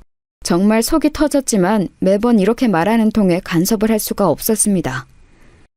다들 절대 그 사람한테 싫은 소리 하지 마. 나 진짜 그 사람 없이는 못 산단 말이야. 큰아이는 그 모습에 답답해 죽으려 했고 저는 너무 속상했지만 그래도 뭐 어떻게 할 수 있는 방법이 없었어요. 그러던 중에 작은 아이가 임신을 했습니다. 그러면서 더 이상 일을 하지 못하게 되었어요. 원래 작은 아이가 주는 돈으로 집에서 놀고 먹던 둘째 사위가 어느 날 저에게 와서 그러더군요. 아버님이 소개시켜 주신다는 그 회사가 어떤 회사인가요? 드디어 일할 마음이 생겼나 싶어 기뻤습니다. 아이 아버지가 되면 철이 드는 경우도 있다고 하더니 사람이 달라지나 보려구먼. 그리고는 제가 목숨을 살려줬던 그 친구 회사에 부탁해 취직을 시켜줬어요. 물론 그 회사 사주가 저와 지인이라는 이야기는 작은 사위에겐 하지 않았습니다. 아직은 믿음이 완전히 가지 않았기 때문에 그걸 무기 삼아 회사에 혹여 피해를 줄까 싶었거든요. 하지만 걱정과 달리 작은 사위는 회사에 잘 적응하는 듯 했어요. 전에 듣기로는 일도 곧잘 한다고 하더군요. 진짜 정신을 차렸나 보네. 사람 고쳐 쓰는 거 아니랬는데 나는 아직 더 봐야 할 것 같아. 그래도 요즘은 형님 하면서 나한테 연락도 자주 해. 다음 주에 술 한잔 하기로 했는데? 거기서 당신이 요즘 무슨 생각을 하고 사는지 좀 물어나 봐. 그리고 며칠 뒤 큰아이가 전해주기로는 작은 사위가 자기도 이제 한 가정의 가장이 된다는 실감이 확 들면서 책임감이 생겼다고 하더라는 말을 했다고 하더군요. 아이의 아빠가 된다는 걸 가볍게 생각했었는데 작은 아이를 따라간 산부인과에서 아이 심장 소리를 들으니 자기가 이제 진짜 아빠가 된다는 생각과 함께 인생을 대하는 마음가짐이 확 바뀌었다고 말이죠. 정말 반가운 소식이었습니다. 그래서 그 뒤로는 큰 사위와 작은 사위를 불러 셋이서 종종 술도 마시며 잘 지냈어요. 셋이서 이렇게 술 한잔하는 날도 오네요. 그러게나 말이네. 제가 그동안 너무 격조했죠. 앞으로는 이런 자리 자주 가져요. 그렇게 평화로운 나날들이 지속됐습니다. 이제는 정말 좋은 일만 있을 줄 알았어요. 하지만 그건 섣부른 판단이었습니다. 어느 날부턴가 집에 가만히 앉아있는 것이 조미쑤시기 시작했어요. 원래 워낙 젊었을 때부터 이런저런 일을 많이 하고 쉬지 않고 살아왔던 탓에 좀만 오래 쉬어도 조미쑤셔왔거든요. 원래 일하던 회사에서 정년퇴직을 하고 이제는 고생하지 말고 쉬라는 딸들의 잔소리를 들으며 좀 쉬려 했지만 도저히 안 되겠더라고요. 제가 목숨을 구해줬다는 이웃집 아우와는 자주 만나서 술을 한 잔씩 하는 편인데 자기 회사 1층에 경비분이 갑자기 쓰러지셔서 병문안을 갔다 왔다는 이야기를 하더군요. 자네가 진짜 대단하네. 경비 쓰러진 걸로 사주까지 병문안 가는 회사가 어딨어? 원래 사람을 잘 대해야 오래 가는 거예요, 형님. 그렇지. 제가 인복이 있잖아요. 그러니 사람에게 더 잘해야죠. 형님도 제복이고. 그렇게 이야기를 나누고 있다가 문득 생각이 들었습니다. 그럼 그 경비 보시던 분은 어떻게 되시는 건가? 그만두시는 건가? 아프다는 이유로 그만둬라 하는 그런 짓은 못하죠. 당분간 병가 처리할 건데 그 사이에 잠시 일해주실 분 구하는 것도 골치인가 보더라고요. 언제부터 언제까지만 일해라 이렇게 사람 구하는 것도 제 경영 철학에서 벗어나는 거고. 그럼 내가 그분이 돌아오실 때까지 거기서 일하는 건 어떨까? 형님이요? 괜찮으시겠어요? 뭐 어때? 힘든 일도 아니고 안 그래도 좀이 쑤셔 죽는 줄 알았는데 잘 됐지. 형님이 하시고 싶으시면 그러세요. 근데 사위가 일하는 회사에 경비로 일하는 게 괜찮으시겠어요? 그런 거 부끄러워하고 그러지 않아. 나도 사위도 이제 철이 많이 들었어. 사람 됐다니까. 그거 참 다행한 일이네요. 그럼 형님이 일하시고 싶으실 때부터 나오세요. 제가 말해두겠습니다. 그렇게 당분간은 제가 거기서 일을 하기로 이야기가 되고 나서 아이들에게 말을 했어요. 그랬더니 딸들은 다들 펄쩍 뛰더군요. 사서 고생을 왜 해요? 이제 저희가 용돈도 드리고 다 하는데. 그리고 아버지가 돈이 없는 것도 아니고. 네, 이제는 좀 편하게 지내세요. 나는 집에서 쉬는 게 불편한 사람이야. 너네도 알잖니. 도저히 좀이 쑤셔서 가만히 있을 수가 없다. 큰딸이 한숨을 쉬면서 고개를 절레절레 젓더군요. 예전에 사두었던 땅이 많이 올라서 집에 재산도 꽤 되었고 큰딸이 돈을 잘 버는 변호사에 작은 딸아이도 육아휴직을 내놓은 회사가 대기업이었거든요. 용돈을 늘 두둑히 받았기에 아이들은 더 이해를 할 수 없어 했습니다. 자식들 잘 키워놓고 이제 그 덕 좀 보고 사시지. 왜 고생을 하시겠다고. 큰아이가 다시 한번 말렸지만 제가 설득했어요. 길게 하는 것도 아니고 뒤에 아프신 분 돌아올 때까지 잠깐이라고 말이죠. 그렇게 경비원 일을 시작하게 되었습니다. 일은 생각보다 훨씬 할만했고 재미있었어요. 함께 일하는 다른 분들도 다들 좋으신 분들이었고 1층에서 인사를 주고받는 회사 직원분들도 다들 친절했습니다. 아우가 자기는 회사 직원을 뽑을 때 인성교육을 제일 확실하게 시킨다고 했던 게 기억이 나더군요. 여기 직원분들이 진짜 다들 친절해서 다른 곳에서 일할 때 생각하면 정말 천국 같아요. 그니까요. 막 뭐 먹으라고 가져다 주고 그런다니까요. 전에 다른 회사에서 청소할 때는 맨날 무시받고 그랬었는데. 새로운 사람들과 수다를 떨고 매일매일 출근할 곳이 있고 내가 일할 수 있다는 게 생각보다 더 큰 삶의 활력이 되더라고요. 참 즐거웠습니다. 물론 그런 회사에도 이면이 있는 듯 했지만 말입니다. 그래도 이런 회사에도 할 건 다들 하더라고요. 할 거라니요?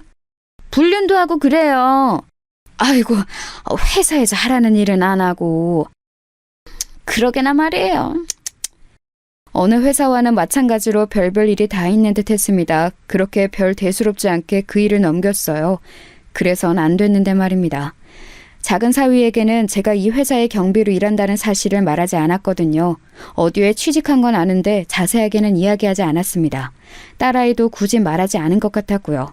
그래서 처음 1층에서 마주쳤을 때는 작은 사위가 굉장히 당황하는 얼굴이었어요. 그리고 아는 척을 하려고 했는데 빨리 자리를 뜨더군요. 그리고 나중에 집으로 찾아와서 그러더라고요.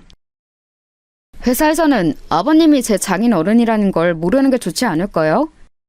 처음에는 왜 그러나 혹시 장인의 경비로 1층에서 일하는 게 부끄러워서 그런가 하는 생각이 들었습니다. 뭐 그렇대도 어쩔 수 없었지만 말입니다.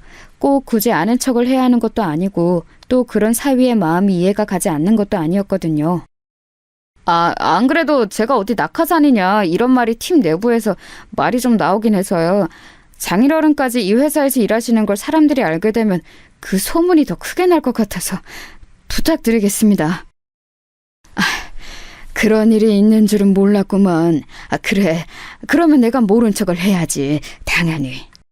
그런 이유는 상상을 하지 못했기 때문에 되려 미안한 감정이 들더군요. 그리고 둘째 사위 말대로 모른 척을 하는 게 맞겠다는 결론을 내렸습니다. 그리고 회사에서 마주쳐도 모른 척을 했어요. 작은 사위는 회사 생활을 아주 잘하고 있는 것처럼 보였습니다. 마주칠 때마다 함께 다니는 직원들과 사이도 아주 좋아 보였고 말이죠. 회사에서도 아주 잘하는 것 같더라고. 그래요? 진짜 정신을 차렸나? 이제는 믿어도 될 것 같아. 제 말에 큰딸은 여전히 의심스러운 얼굴을 하긴 했지만 저는 가까이서 보니 작은 사위가 더 신뢰가 갔습니다. 사람들에게 잘하는 모습을 보고 말이죠. 아빠가 그렇다면 그런 거겠죠.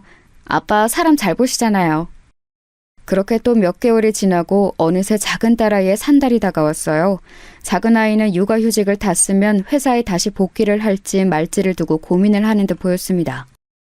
무조건 복귀해야지. 무슨 소리를 하는 거야. 네가 그 회사에 얼마나 힘들게 들어갔는데.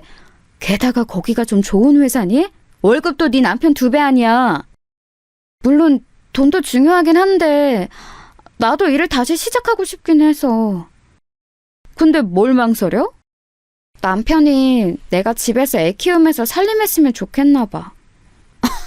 얼씨구, 이제 지가 돈 번다 이거지? 큰아이는 아직 작은 사위를 완전히 마음에 들어하지 않았거든요. 저는 이제 작은 사위가 펑 마음에 들었기 때문에 편을 들어줬습니다. 남자들은 그럴 수 있어. 이제 회사에서 일도 적응하고 돈을 제대로 번다는 만족감도 있고 이래저래 가장 노릇을 제대로 하고 싶나 보지.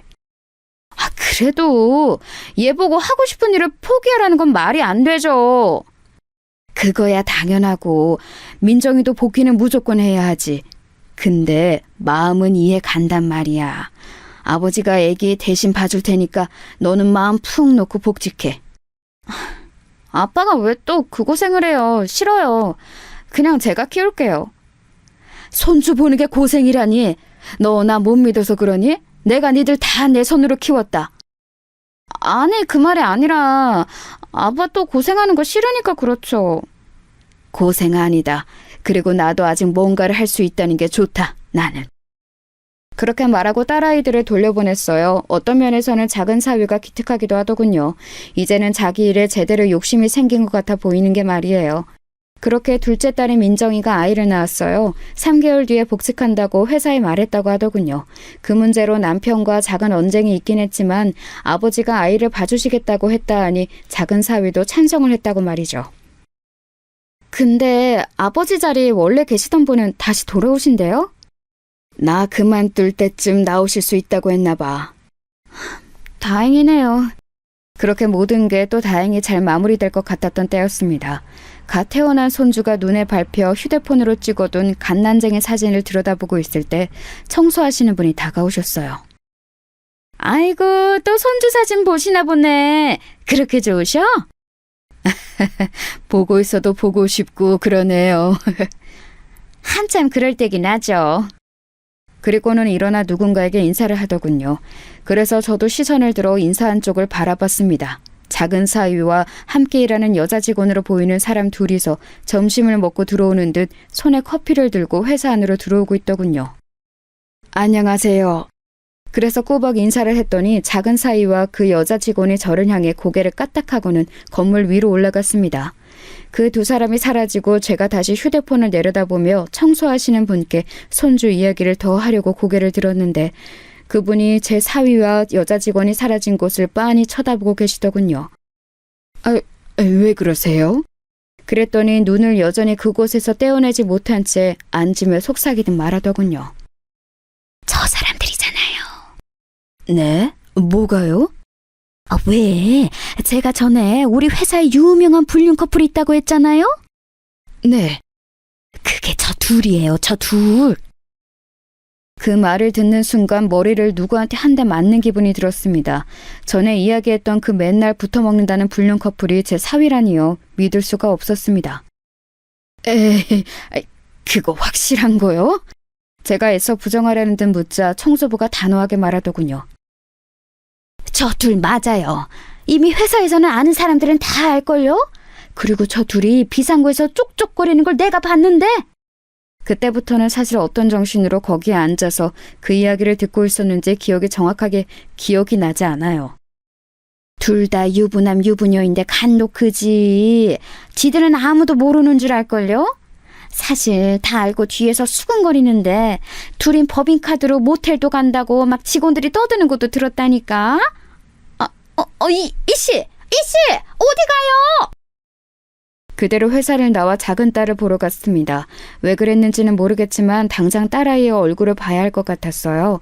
하지만 병원에 도착해서는 병실 안으로 들어가지 못한 채 한참을 앉아 있었습니다. 그렇게 얼마간을 앉아 있었을까요? 누군가가 다가오는 느낌에 고개를 들었어요. 작은 사위더군요. 장인어른?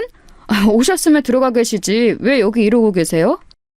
사람 좋아 보이는 얼굴을 하고 저에게 와서 넉살 좋게 이야기를 하는 사위의 얼굴을 보니 제가 낮에 들었던 이야기가 현실이 맞는지 모르겠더군요.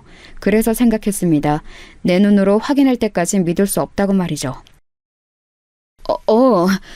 그래, 들어가지. 병실에 함께 들어가 작은 사위가 딸아이에게 하는 행동을 유심히 봤어요.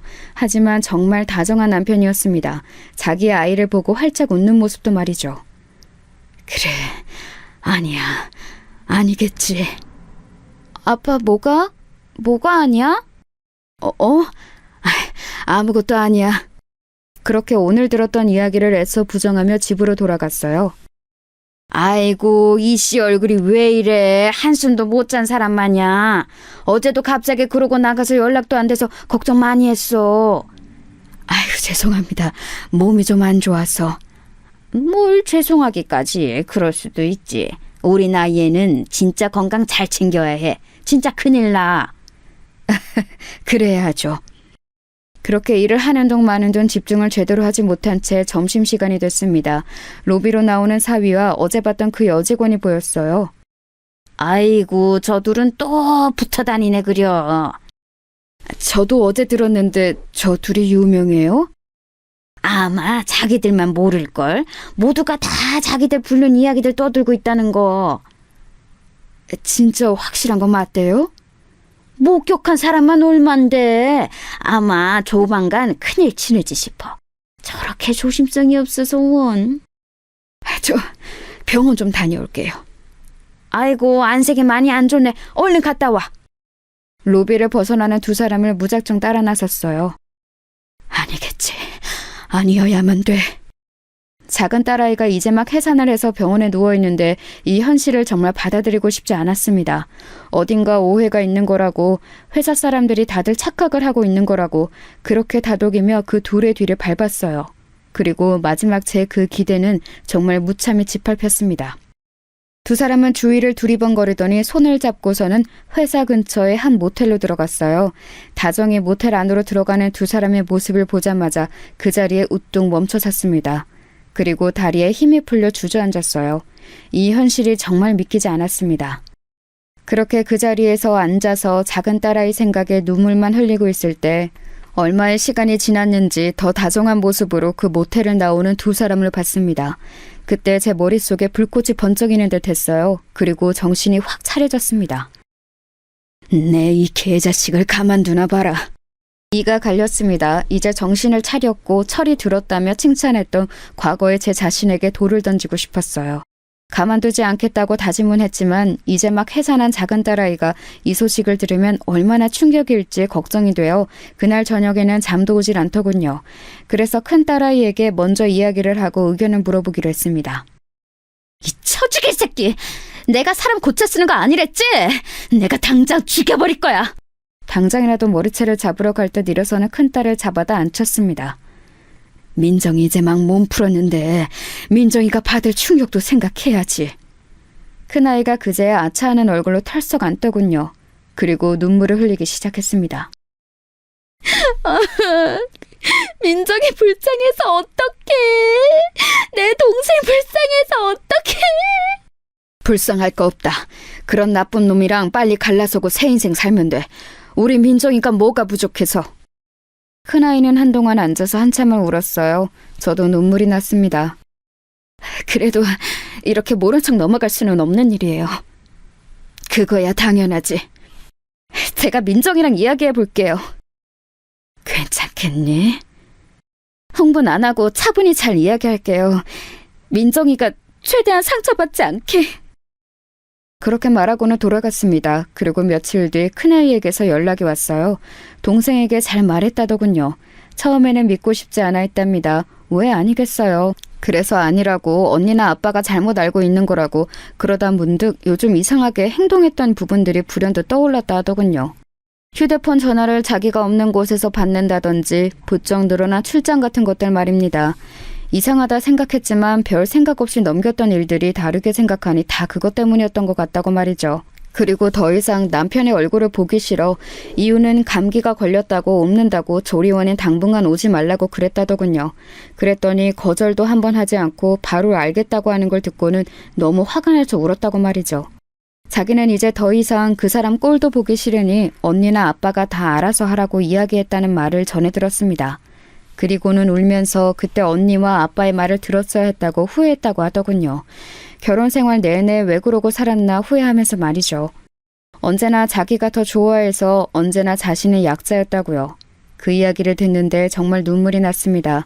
동시에 화가 치밀어 올랐어요. 평생을 후회하게 만들어줘야겠다는 생각이 들었습니다. 반드시 그렇게 만들고야 말겠다고 말이죠. 다음 날 작정을 하고 회사를 출근했어요. 이씨, 오늘 어딘가 비장해 보이는데?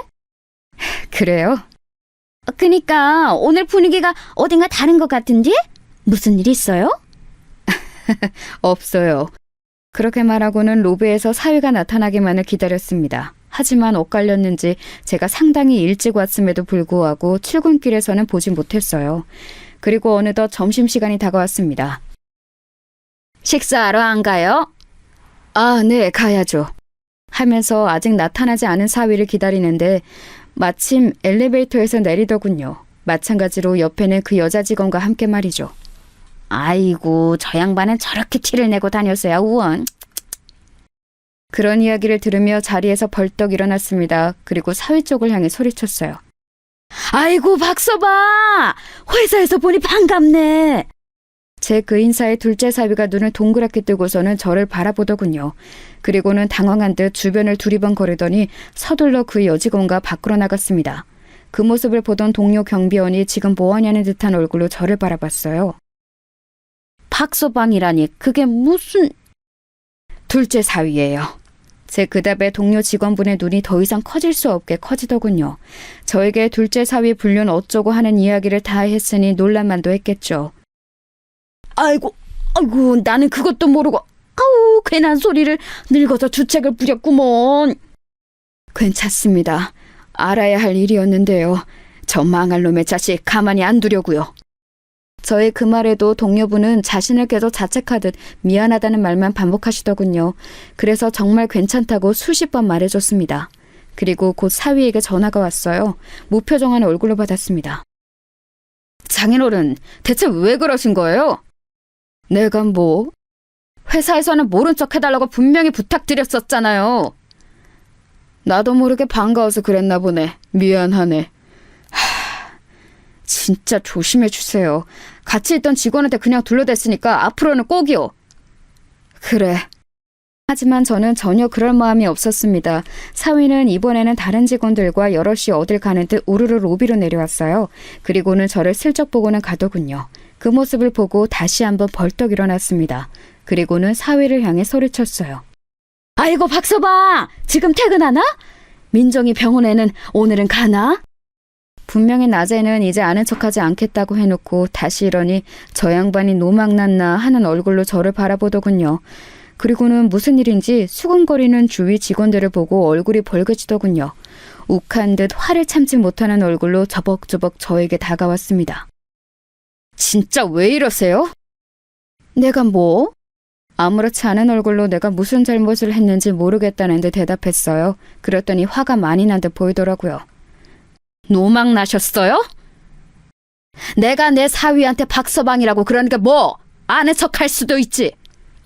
제가 일부러 그렇게 큰 소리로 말하니 그 자식은 더 부끄러운 듯 자기 얼굴을 감싸주더니 뒤를 흘낏 보며 눈치를 다시 한번 보더군요. 그 사이에는 바람난 그 여직원도 함께 있었습니다. 아는 척하지 마세요. 쪽팔린다고요. 이렇게 직접적으로 말을 해야 알아들으시겠어요? 진짜 왜 이러세요? 네? 원래 본인의 성질을 참지 못하고 험악한 얼굴로 저에게 그렇게 소리 지르더군요. 그 모습을 옆에서 가만히 보고 있던 동료 경비원이 사위의 행동을 더 이상 참지 못한 듯 벌떡 일어났습니다. 사위가 장인에게 할 말이 있고 못할 말이 있지. 자네 지금 뭐 하나? 요즘 젊은 것들은 하여간. 그 경비원의 말을 듣고는 사위는 눈이 돌아갈 듯 보였습니다. 이 아저씨도 노망이 났나? 지금 1층에서 경비나 보는 주제에 이 회사 정직원한테 이래라 저래라를 해? 주제도 모르고? 단체로 미쳤어? 그러면서 동료 경비원분 어깨를 툭 치길래 화가 나서 더 이상 참을 수가 없었습니다. 저놈의 버르장머리를 제대로 응징해줘야 하겠다는 생각밖에 들지 않았어요. 자네 당장 나 따라와. 그렇게 말하고는 앞장서 걸었습니다. 잠시 뒤에서 가만 서서 상황 파악을 하는 듯 보이던 사위가 이내 저를 따라오더군요. 아니 지금 대체 무슨 짓을... 시끄럽고 따라와. 처음 보는 제 단호한 모습에 살짝 놀란 듯 하더라고요. 저는 곧장 엘리베이터를 타고 제일 위층을 눌렀습니다. 아니 지금 미치셨어요? 어딜 가시는 거예요? 작은 사위가 제가 누른 층을 보고 기겁을 했지만 아무 대답을 하지 않았어요.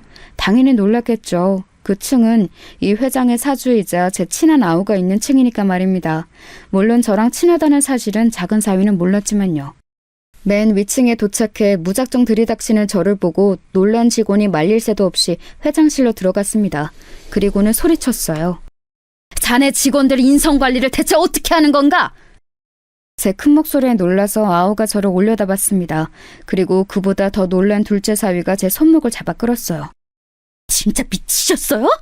아이고, 회장님 죄송합니다. 빨리 나가요. 나가서 마저 이야기하세요. 그렇게 저를 잡아 끌던 사위의 행동이 멈춘 건 회장, 그러니까 아우의 태도를 보고서였어요. 아이고 형님, 무슨 일로 여기까지 올라오셨어요? 내려오라 하시면 제가 당장 내려갔을 텐데. 그 말에 그 안에 있던 비서실 직원들과 사위 모두의 행동이 멈췄습니다. 내가 지금 그런 거 따질 정신도 기분도 아니고. 자네! 하고서는 아우의 얼굴을 한 대 때렸어요. 물론 세게 때리지는 않았습니다. 하지만 정말 모두가 놀랐어요. 당연히 그랬겠죠. 1층에서 일하던 경비원이 회장실로 올라온 것도 모자라 그 회장이 경비원이랑 아는 사이 같은 것도 믿기지가 않을 텐데 그 경비가 회장 얼굴을 때리다니요. 이게 무슨 드라마 같은 상황인가 싶었을 겁니다. 뭐진 몰라도 형님이 이렇게까지 화가 많이 나신 거면 제가 무조건 잘못한 거겠죠. 뭐든 제가 무조건 잘못했고 형님이 하시라는 대로 하겠습니다. 근데 무슨 일이세요? 아우는 화난 기색이 하나도 없이 오히려 저에게 잘못했다 고개를 숙였고 그 모습에 또 모두들 한 번 더 놀란 것 같았습니다. 저는 제 손목을 잡고 있던 사위의 팔을 거칠게 떼어낸 다음 아우를 향해 말했어요. 자네가 자네 직원들 인성교육 하나는 제대로 시킨다 하지 않았나? 나쁘게 살던 사람들도 개과천선 시킨다고 자신만만했잖나. 근데 회사에서 불륜이라니. 그리고 경비 본다고 사람을 무시하고 말이야. 이런 직원들은 뭔가, 저희 그 말에 아우는 상황 파악이 된 듯 제 옆에 있던 사위를 보더군요. 사위가 움찔하는 게 느껴졌습니다. 저희 장인어른이랑 아시는 사이세요? 그 말에 아우가 사위를 한 번 쓱 보더니 어딘가 쌀쌀맞은 말투로 대답했습니다. 내 생명의 은인이자 가족만큼 소중한 형님이시지. 자네 이 회사 낙하산인 거 알지? 그거 내 낙하산이었어. 네? 작은 사위는 정말 몰랐다는 듯 눈이 휘둥그레졌습니다. 그리고는 그때부터 제 눈치를 보며 설설 기기 시작하더군요. 장인어른, 제가 정말 잘못했습니다. 뭔가 오해가 있으신 것 같으니 그건 저랑 따로 푸시고 일단은 고정하세요. 아까 밑에서는 노망이 났네 쪽팔리네 별소리를 다 하더니 왜? 지금은 내가 여기 사주랑 형님 아우 사이라고 하니 겁이 나? 사람 고쳐 쓰는 거 아니랬는데 내가 어쩌자고 너 같은 인간을 믿고. 그랬더니 다짜고짜 무릎을 꿇더군요. 그리고는 싹싹 빌기 시작했습니다. 오늘 일은 제가 정말 죄송합니다. 장인어른, 그리고 다른 말씀하신 일은 아무래도 오해가 있는 듯하니까 제 이야기 한 번만 좀 들어주세요. 오해? 오해? 내가 니들 둘 팔짱 끼고 모텔 들어가는 모습을 내 두 눈으로 직접 봤는데 오해? 무슨 오해? 점심시간에 팔짱 끼고 불륜 들어가서 뭘 하는데? 뭘 했길래 오해야? 그렇게 말했더니 그 자리에서 굳더군요. 그것까지 제가 본 건 정말 예상하지 못했던 일이었나 보더라고요. 굳은 사위를 보고 다시 아우에게 시선을 돌렸습니다. 직원들의 인성교육 하나는 자신 있다더니 사내에서 모르는 사람 없이 파다하게 소문날 만큼 불륜이나 하고 있는 것들이 있고 그것도 엊그제 해산한 마누라 두고 말이야. 자네도 내가 앞으로 어떻게 하는지 보겠네. 아우가 다시 한번 저에게 죄송하다며 꼭 조치를 취하겠다며 형님 화푸시라고 사과를 했고 여전히 놀란 듯 정신을 차리지 못하고 있는 사위를 두고 회장실을 빠져나왔습니다. 비서실 직원들과 무슨 일인지 보러 온 다른 직원들 몇몇이 앞에 서서 이 모든 일을 보고 있더군요. 차라리 잘 됐다고 생각했습니다. 소문나라고 벌린 일이기도 했고 말입니다. 그렇게 그 회사를 나와 작은 아이의 산후조리원으로 갔습니다. 그리고 오늘 있었던 일을 아이가 상처를 조금이라도 덜 받을 수 있게 최대한 간추려 이야기한 다음 큰아이에게는 제대로 다 이야기했습니다. 잘했다고 하더군요. 작은 사위가 퇴근했는지 산후조리원으로 찾아왔지만 작은 아이가 만나길 거부했어요.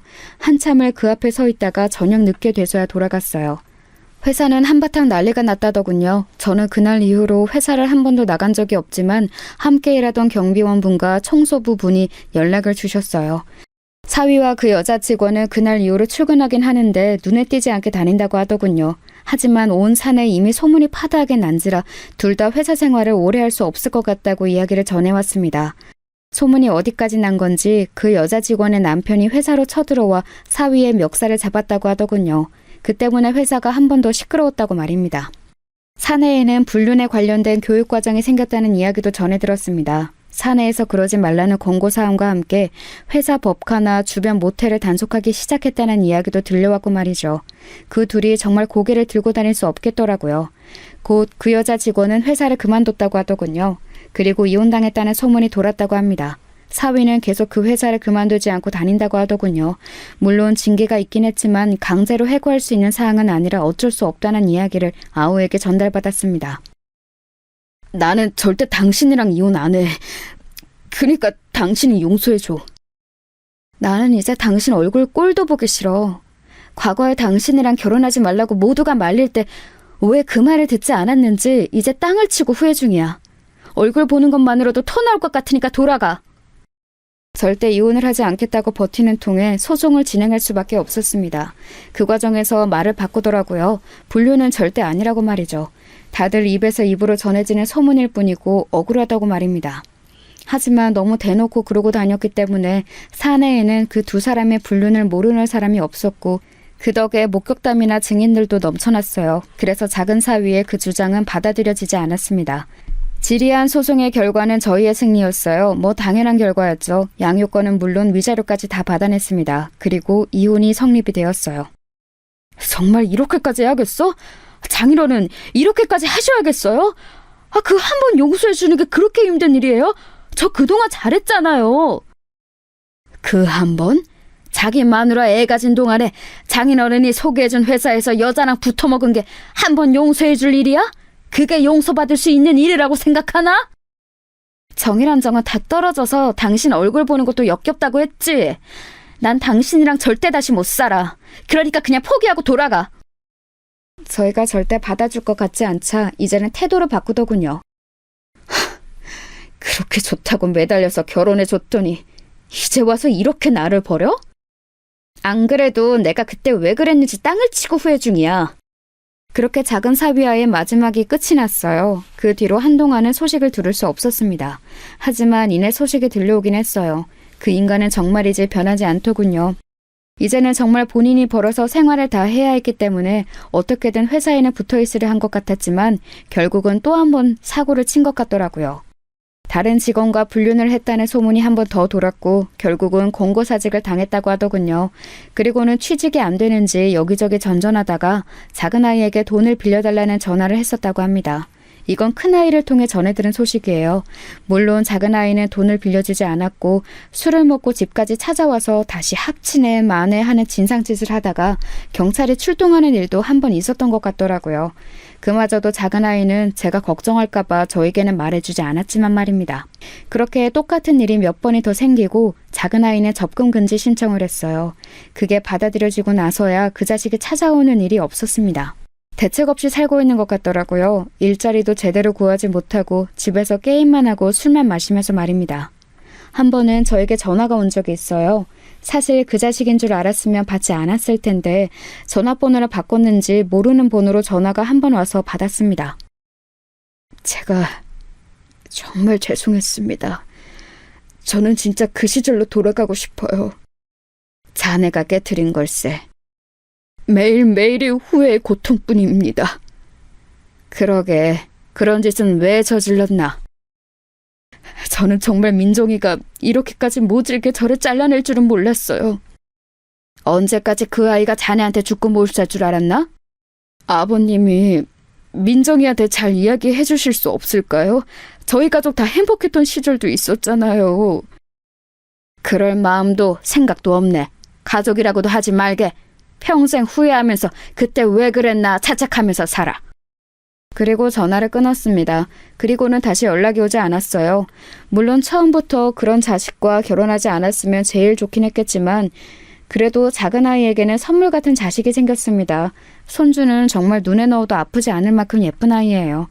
복직을 한 작은 아이 대신 제가 봐주고 있는데 어찌나 순하고 예쁜지 저녁에 와서 데리고 갈 때면 서운해서 눈물이 찔끔 난답니다. 저희 집은 그렇게 평화를 되찾았습니다. 작은 아이는 복직을 해서 즐겁게 회사를 다니고 있어요. 다행히 적응을 다시 잘하고 있는 것 같더라고요. 그 모습을 보면서 저도 다행이라고 생각했습니다. 민정이 우연히 본 내 동료 변호사가 맨날 소개시켜달라고 쪼르는데 진짜 좋은 사람이긴 하거든요? 근데 애가 곧 죽어도 소개를 안 받겠다네. 자기는 이제 결혼할 생각이 없다고. 그 일이 있은 지 몇 년이나 지났다고. 아직 상처 아물려면 멀었으니까 너도 싫다는 애한테 여러 말 하지 말거라. 아니, 그래도 너무 좋은 사람이니까 그렇지. 하며 푸념하는 큰아이에게 그러지 말라 당부했지만 정말 아까웠는지 작은아이 몰래 자리를 맡는 것 같더라고요. 다행인지 마음이 맞아 요즘은 데이트도 하고 있는 것 같았습니다. 동네 아우이자 그 회사 사주인 친구와도 잘 지내고 있어요. 사실 그날 얼굴을 때린 걸 바로 저녁에 사과했었습니다. 내가 감정을 못 이기고 그만. 미안하네. 아닙니다, 형님. 충분히 화가 나실 만한 일이죠. 그렇게 잘 해결됐어요. 이제는 그 아우도 회사를 자식에게 물려주고 뒷방 늙은이 신세가 됐다며 하루가 멀다 하고 저희 집에 놀러를 오는 통에 제가 지겨울 정도입니다. 지금에 와서 돌이켜보면 그 모든 일이 없었던 일같이 느껴질 만큼 아득하기도 해요. 물론 가족 전체에게 상처를 준 일이지만 저희는 잘 극복했고 극복해 나가고 있으니까 말입니다. 지금 내가 누리고 가지고 있는 것을 당연하다 생각하고 주변 사람들에게 상처를 주는 일을 하면 언젠가 뼈저리게 후회할 날이 온다는 것. 그게 교훈으로 남은 일이었어요. 물론 저희 집 식구들 중에서는 그 자식 같은 나쁜 자식은 없지만 말입니다. 이 사연을 듣고 계시는 여러분들도 지금 현실에 있는 내 친구와 가족을 당연한 거로 생각하고 실수하는 일이 없으셨으면 합니다. 잃어보면 그게 얼마나 소중한지 뼈저리게 깨닫게 되니까요. 그리고 모든 건 그 전으로 되돌릴 수 없다는 사실도 말입니다. 긴 이야기 들어주셔서 감사합니다. 오늘 하루도 평안한 하루 되세요.